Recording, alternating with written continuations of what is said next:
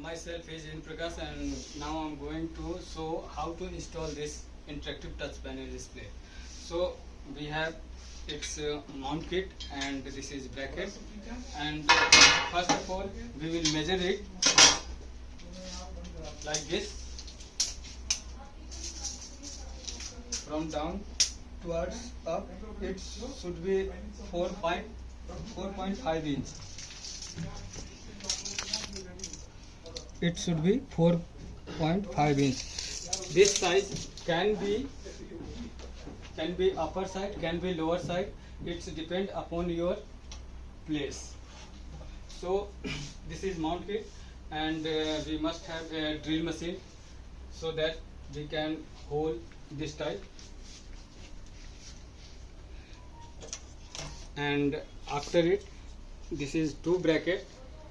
This bracket will be installed back side of our panel like this. Then once again you have tightened both bracket. Simply we will hang it like this.